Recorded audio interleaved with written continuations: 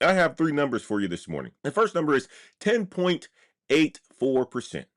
That is how far Korea's stock market fell overnight. 10.84. Another one is 140,000. That is how many American tech jobs got cut in the first 6 months of this year. 140,000. I want you to keep that number. And the next number is 73%. That is how many tech job postings now ask for AI skills. That number doubled since January.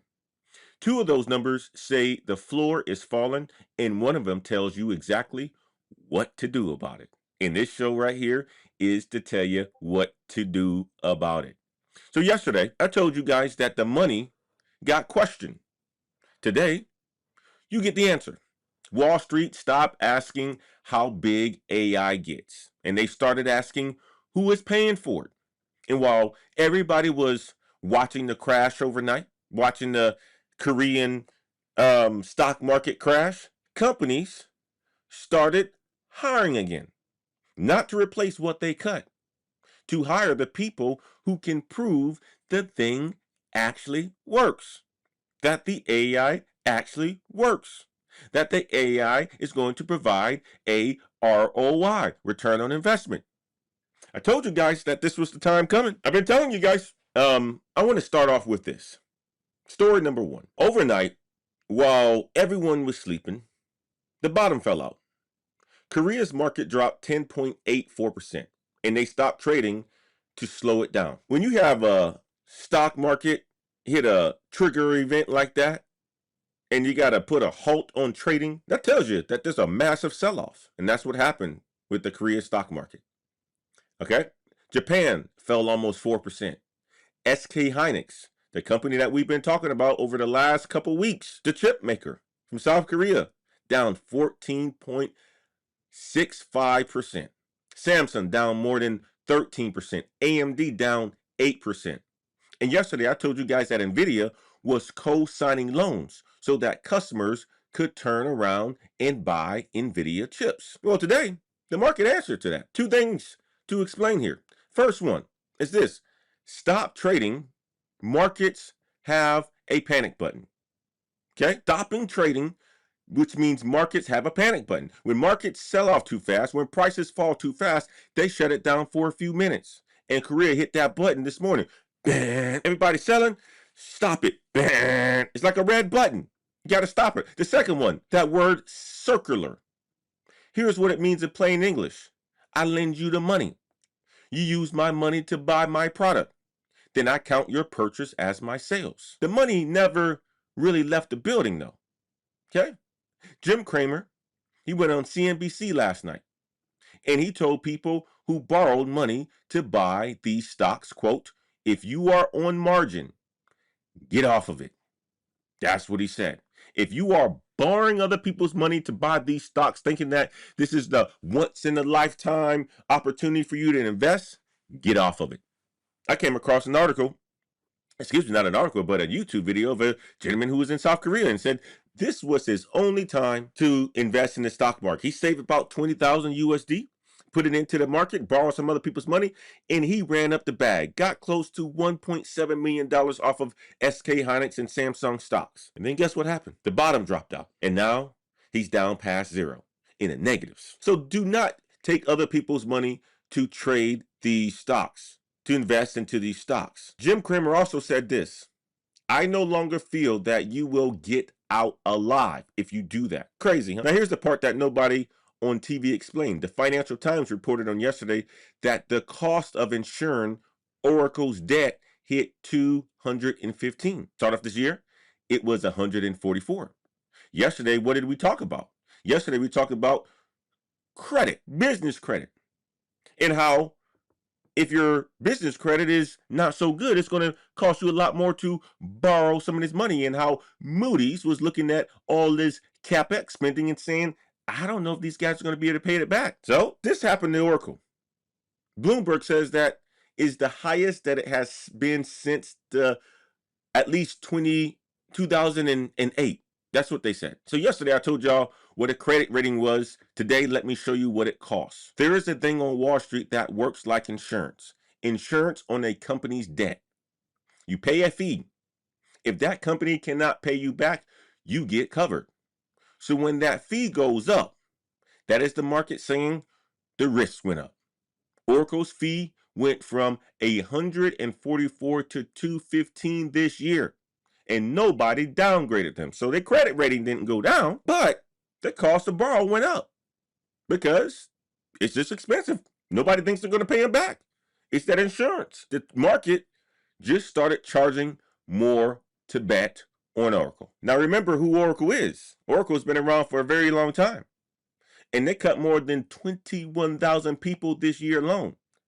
And this is what this looks like, guys. By the time that it reaches payroll, you already gone. Think about it. Oracle has been going crazy bunkers on this whole AI thing, from the cloud infrastructure to, to investing into the AI data centers and all this stuff. I mean, they started off this year on a boom, but look how much they had to spend, and look how much they gutted. So all that CapEx spending for Oracle, where did they get it back from? The 21,000 heads that they got rid of. I've been telling you guys this. The more and more that these companies spend and aren't getting ROI, they are going to be taken out of the payroll. That's the easiest way to do such a thing. Okay? All right, let's move on. Let's move on to story number 2. Story number 2, and this is why the chips fell, guys. You guys need to know that.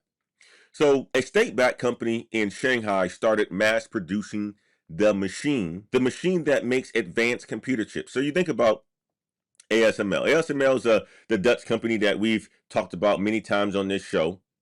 They are one of the only companies in the world who have these big machines that can produce, the little stitching and all that other stuff to a semiconductor. They got the market on lock. Okay? Well, ASML dropped 8% on this news, because a Chinese company has said that they basically know how to do this now. And let me tell you why that matters. There's one company in the Netherlands that makes the machine that makes almost every advanced chip on Earth. So every one of the chips that are coming out right now, ASML has some sort of like fingerprint on them. And that's only one company on the whole planet. Okay? ASML. And that was their moat. And that was the reason that America could control who gets what. But somebody may have just copied them. That copying came from China. Now, here's the thing. I want to be straight with you guys on this one, because I came across this news article this morning, and this came from only one outlet called The Information. It is not confirmed yet, but this is what is being said to have dropped and have leaked. And these machines are still behind what the Dutch build. But here's what it means for you. Every export rule, every trade fight, every time somebody says we can control your supply chain, all of it was built on one machine. If that stops being true, the whole board changes. Just think about it. Every time somebody says, hey, you know what? Like, we got a moat. We have, we got this on lock. We're the only one in town. Many of you guys kind of think like that when you're building your product. You don't want anybody else in the space. You think you want to do it all by yourself. Just imagine if you were a public company and you were like that and you're making money. So let's just say you were. But what happens when somebody introduces another competitor to the market? Somebody potentially even steals some of your technology. Obviously, you can sue, you can do all this other stuff. But let's just say they just came out with an advanced technology. Okay. And what does that do to you? That diminishes your market share. It decreases your market share. So your company declines, and the stock on it declines as well.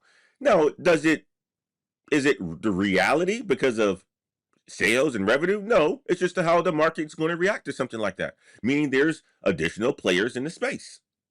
And that's what's happening with ASML and a lot of this chip sell-off. Okay. Now, let's go to story number 3. Story number 3 is about 2 American giants. One is at the center of the whole AI build-up. You guys already know who this is, potentially. Everybody buys their chips. If you already know who this is, go ahead and put it in the chat. The other one mostly sat the whole thing out. They rent the computing power instead of building it. I want you guys to guess who. I'm talking about 2 companies right here. One is worth more this morning than the other. Guess which one, who it is. Guess who I'm talking about right now. Who am I talking about? To two companies. Okay? One, everybody buys their chips. The other one, they've been around for a very long time and they set out this whole AI race. Matter of fact, some people even said that they were behind. Yep. When we retire wealthy, you got to remember what I said here.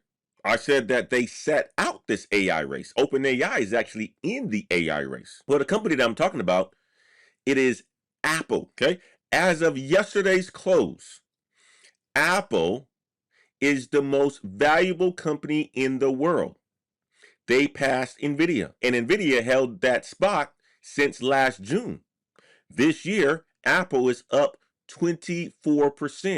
Nvidia's up 4%. And when I say most valuable, here's what that means. It is basically what the whole company costs. If you walked in and bought every single share of that company, both of these are worth close to $5 trillion. So what does that tell you? That tells you that the company that spent the most on AI is not winning right now. God dang. I bet you guys didn't think about that. Apple is back to the most valuable company in the world right now, passing Nvidia. And they have spent very little on AI. Very little on AI. Matter of fact, some people was like, whoa, why? Apple's falling behind. Then they had a deal with Gemini. And I think that's a good play. Many people were questioning it. Apple should have been in this race for a long time. Well, they invested very little into the whole AI thing, and now they're back the most valuable company. This shows you who's winning right now. And AI is not winning right now. The one that held its money, held that cash, is the one that's winning. In discipline, this is what it's telling you guys. If you think about this, discipline beats spending this week. Now that's this week, based on the data. Discipline beats spending this week. And that is true for a company. And it's true for you all as well too.